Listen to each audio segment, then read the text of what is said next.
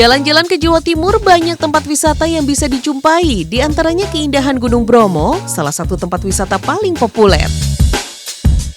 Gak seperti naik gunung pada umumnya, bagi wisatawan yang ingin pergi melihat keindahan Kawah Bromo, dapat juga menggunakan transportasi jeep atau dengan menaiki kuda.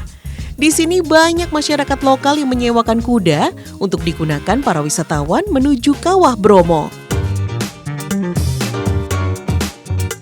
Deretan pegunungan di Jawa Timur ini juga punya tempat istimewa dengan julukan Negeri di Atas Awan. Dari lokasi Bukit Sikunir yang terletak di Dieng Plateau inilah, dengan ketinggian 2.306 meter di atas permukaan laut, wisatawan dapat menikmati momen golden sunrise yang menakjubkan. Selain wisata ke Bromo, ada juga daerah lain di Jawa Timur yang gak kalah indah dan eksotisnya, yaitu Ngawi. Pesona bumi Majapahit yang terkenal dengan sumpah palapanya ini sangat kental dengan budaya kirap yang dilakukan setiap tahunnya. Nah, buat food lover yang suka dengan wisata kulinernya, boleh dicobain nih sate godok asal Ngawi. Katanya sih jadi salah satu makanan terlezat di seluruh dunia loh. Uniknya, sate yang satu ini bukan dibakar, melainkan direbus alias digodok. Siapkan bumbunya menjadi 3 bagian. Pertama, bumbu dasar untuk merebus ayam. Lalu, bumbu rempah untuk perebusan kedua. Dan terakhir, bumbu untuk kuah satenya. Rebus ayam dengan bumbu pertama hingga masak. Setelah selesai, tumis bumbu kedua, lalu masukkan ayam dan digodok. Kalau sudah jadi, potong-potong daging ayam dan ditusuk-tusuk menjadi sate seperti ini. Siapkan deh bumbu untuk kuah satenya. Tumbuk bawang putih, kemiri, bawang merah sampai halus. Kemudian tambahkan santan agar terasa gurih. Nah, ini dia sate godok yang sudah jadi. Siramkan dengan bumbu rempah bersantan yang gurih istimewa, membuat selera makan kita semakin menggelora.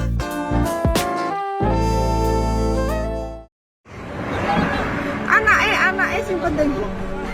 Ya Allah kalau ya. Ya kamu bisa berenang toh ya. Ya turun aja. Ya Allah. Ya Allah. Ya Allah. Musim hujan masih melanda beberapa daerah di Pulau Jawa. Bahkan curah hujan yang tidak henti mengakibatkan banjir di beberapa tempat. Seperti inilah proses evakuasi keluarga Pak Arif dan Ibu Fitroh bersama anak-anaknya di tahun 2019. Ketika itu, keluarga Pak Arif terjebak banjir saat berusaha menyelamatkan diri menuju ke jalan tol Ngawi Kertosono.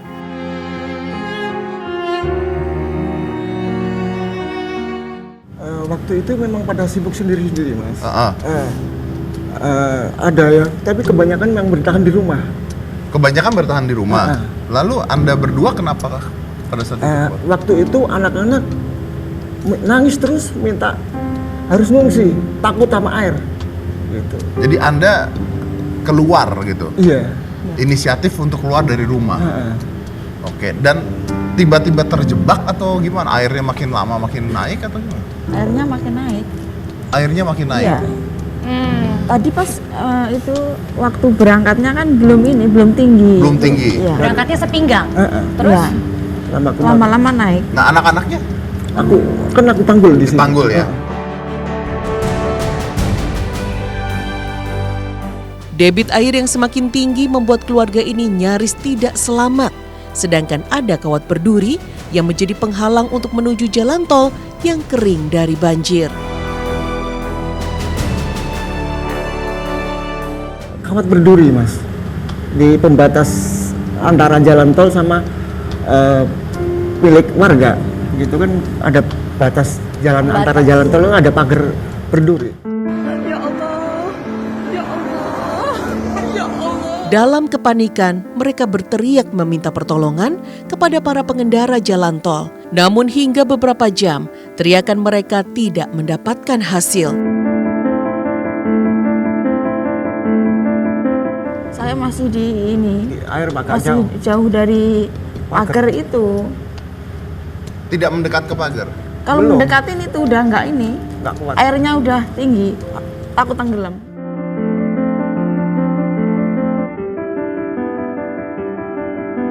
Posisi yang jauh dari lokasi banjir ke pinggiran tol membuat teriakan keluarga Pak Arif dan Fitroh tidak terdengar.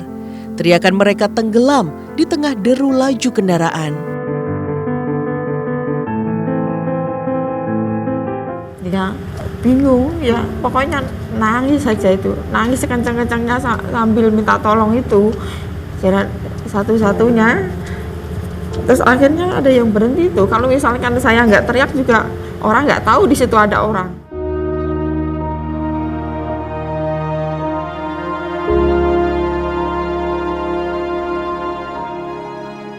Sambil bertahan di tengah banjir serta air yang semakin naik, hanya emberlah harapan mereka untuk menyelamatkan kedua anak yang mereka bawa. Iya, Memang dari dari rumah rumah emang pakai bak. Bak, Saya sama naikin ember di bak. gede itu. Jadi anaknya tuh ngambang di air. Iya. Anda harus Kan terus- pegangin dong. Iya, sama tas. Sama tas. Oke. Iya, tas pakaian itu. Oke.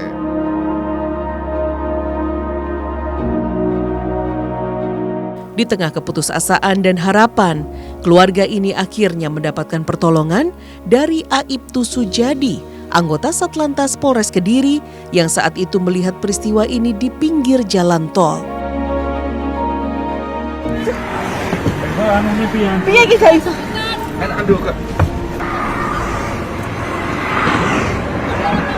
Anake sing penting.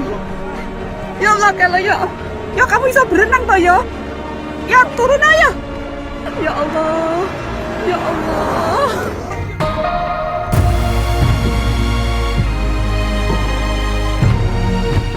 Setelah 2 jam bertahan di dalam banjir, akhirnya ia bisa bernafas lega. Kedua anak mereka, Syifa dan Hamim, yang berada di dalam ember bisa diselamatkan.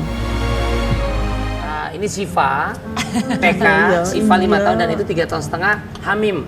Hamim itu yang dibawa sama ibu pakai ember. Bak. Bak-bak Syifa? gitu. Kalau Syifa digendong Bak sama ujian. bapak, dipanggul. Rasa syukur dan puji-pujian dipanjatkan keluarga Pak Arif dan Fitroh kepada Tuhan. Mereka juga merasa sangat berhutang nyawa kepada keluarga Aibtu Sujadi yang telah menyelamatkan mereka dari bencana banjir. Ya, terima kasih buat Pak Sujadi. Karena Ya, karena pertolongan dia kita bisa selamat. Beginilah suasana haru ketika keluarga Pak Arif dan Fitroh akhirnya bertemu dengan penyelamat mereka, Aibtu Sujadi.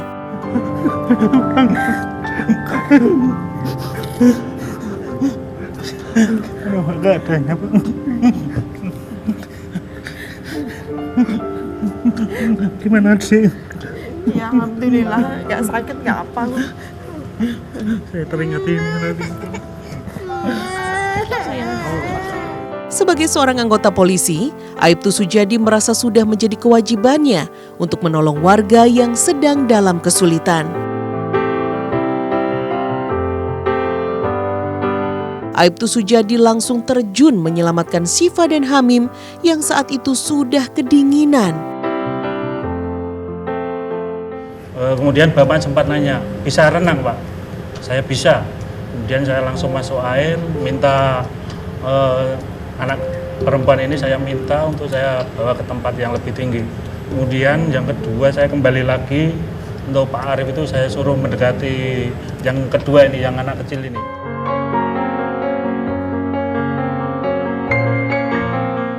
Proses penyelamatan ini spontan didokumentasikan oleh istri Aibtu Sujadi, sedangkan anak Aibtu Sujadi membantu evakuasi keluarga Pak Arif.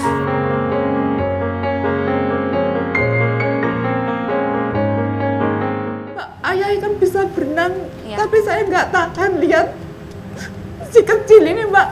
Udah bayangin ada laut, ada air yang luas. Dia pasti udah menelan air banyak sekali. Dia pasti sudah jalan jauh sekali. Jadi cepet-cepet pengen itu ayah cepet ambil itu satu-satu. Nggak kepikiran sama sekali kayak gini. Yang penting udah selamat semua. Jadi artinya ibu tidak menyangka itu akan viral dan sebagainya ya? Enggak.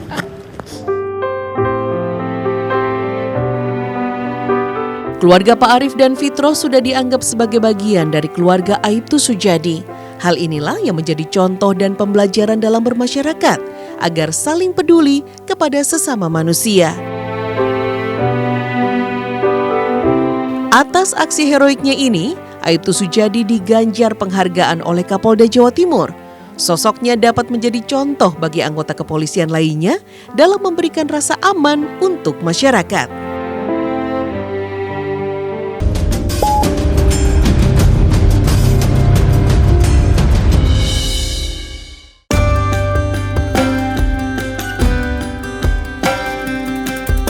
Musim hujan atau biasa dikenal dengan musim basah adalah musim dengan ciri meningkatnya curah hujan di suatu wilayah dibandingkan keadaan biasanya.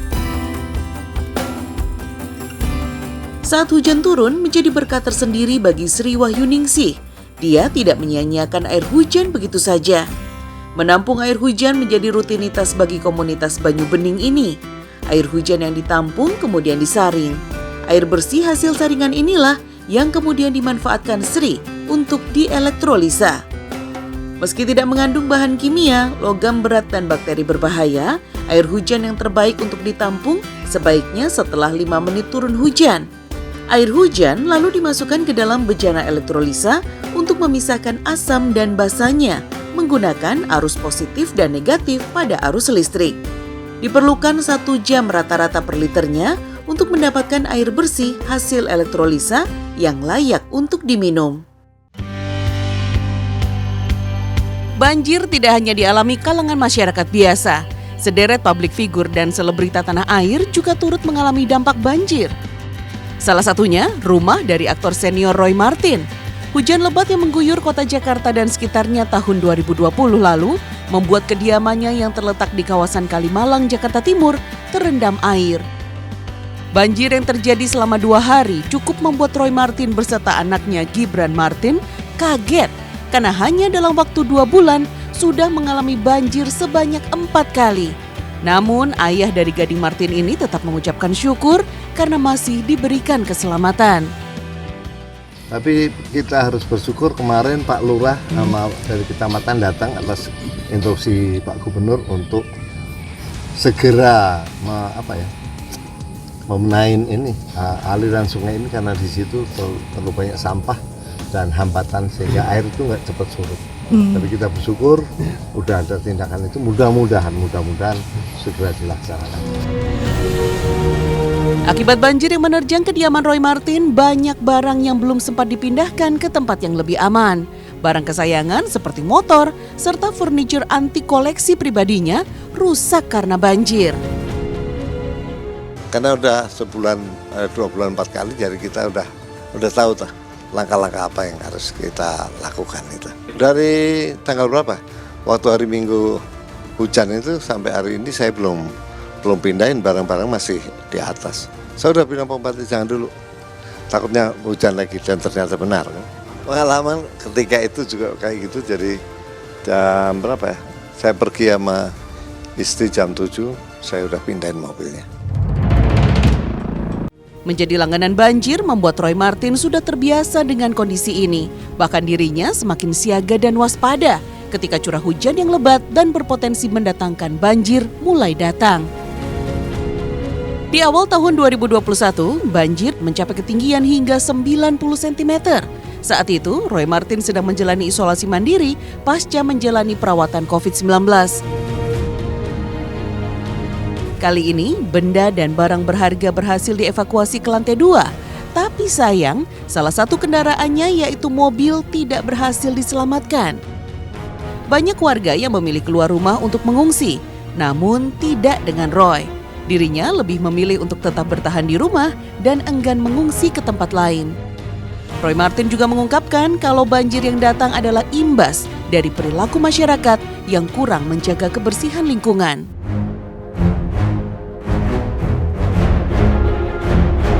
Tidak hanya Roy Martin yang menjadi korban banjir, komedian Parto Patrio pun ikut menjadi korban.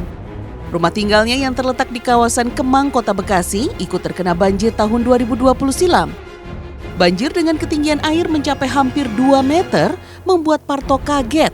Terlebih, mobil pribadinya mengalami rusak yang cukup parah akibat banjir ini. Air yang masuk ke dalam garasi rumahnya membuat pemeran dalang di program OVJ ini harus merelakan 6 unit kendaraan mewah miliknya rusak. Kalau yang pertama dan kedua itu cuma sampai teras depan doang aman nggak apa-apa. Cuman yang ini kita nyangkanya nggak sampai kayak kemarin gitu ya, nggak nyangka kalau akan lebih gitu. Ternyata sampai ke ruang tamu kita gitu. Sedangkan ruang tamu saya dengan ini agak lebar, agak tinggi. Begitu di paha, di ruang tamu saya sepaha, mungkin di jalanan saya kan agak rendah gitu, jadi mungkin 1 meter 2 meteran ya. Parto menambahkan banjir di tahun 2020 kemarin adalah banjir paling parah selama dirinya tinggal di kawasan elit ini.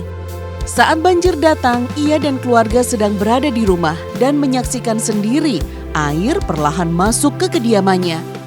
Harta, jabatan, terus juga anak, istri titipan. Jadi kita ikhlas aja. Jangan bilang harta gampang dicari.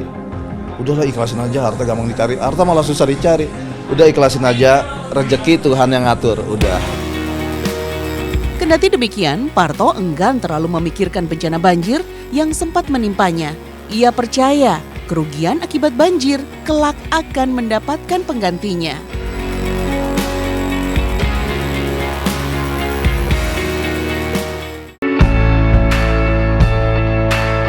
Nah, buat masyarakat yang tinggal di daerah rawan banjir, dekat aliran sungai, kondisi tanah lebih rendah dari permukaan air, serta di daerah hilir, sudah sepatutnya waspada akan bahaya banjir ketika musim hujan tiba. Tidak hanya mengakibatkan penyakit, banjir dapat masuk ke dalam rumah dan merusak harta benda seperti furniture, peralatan elektronik, buku, kendaraan, hingga surat-surat penting. Bencana banjir bahkan dapat berlangsung selama berhari-hari, yang berdampak pada aktivitas masyarakat di daerah itu. Dari sulitnya mendapatkan akses bahan makanan dan obat-obatan, hingga resiko tersengat aliran listrik di dalam rumah. Ada pepatah sedia payung sebelum hujan, yang bermakna mempersiapkan segala sesuatu sebelum hal yang tidak diinginkan terjadi. Seperti yang dilakukan Bapak Sarjono saat musim hujan. Rumah tinggalnya di daerah Bidara Cina ini berdampingan dengan Sungai Ciliwung, sehingga tidak heran beliau dan tetangga sekitar selalu menjadi langganan banjir. Sudah hampir 12 tahun Pak Sarjono terdampak banjir ketika musim hujan. Banjir terparah dialami pada tahun 2007. Ketinggian air saat itu mencapai atap rumahnya hingga merendam 10 RT dan harus mengungsi ke tempat yang lebih aman. Ketinggian air hingga 3 meter mengharuskan warga memindahkan barang berharga ke lantai atas yang lebih tinggi. Nah, agar terhindar dari kerugian saat banjir, berikut tips yang bisa Anda lakukan. Selalu cari informasi baik dari media sosial, televisi, ataupun petugas lingkungan setempat terkait datangnya banjir. Jika tinggal di daerah bantaran sungai, sebaiknya selalu mengecek volume air untuk selalu bersiaga sebelum air sampai ke tempat Anda. Simpan barang-barang seperti TV, kulkas, dan alat elektronik lainnya ke tempat yang lebih tinggi. Kemudian masukkan surat-surat berharga seperti ijazah, perhiasan, dan dokumen penting lainnya ke dalam kotak yang kedap air agar tidak basah. Nah, ada yang menarik nih dari cara penyimpanan barang berharga milik Pak Sarjono. Ia selalu menyimpan surat berharga di atas plafon rumahnya, sehingga ketika banjir datang, barang itu sudah aman dari bencana banjir. Ada satu lagi yang tidak boleh dilewatkan. Jangan lupa untuk mematikan arus listrik jika banjir datang, agar menghindari tersengat arus listrik akibat banjir. Evakuasi juga kendaraan yang dimiliki ke tempat yang lebih aman agar kendaraan pribadi tidak terendam banjir. Persiapkan kebutuhan darurat seperti perbekalan makanan, air minum, makanan kering, dan obat-obatan. Satu lagi yang sebaiknya dipersiapkan adalah perahu karet. Biasanya, Warga dan petugas setempat menyediakan perahu karet sebagai alat evakuasi bagi warga yang terjebak banjir.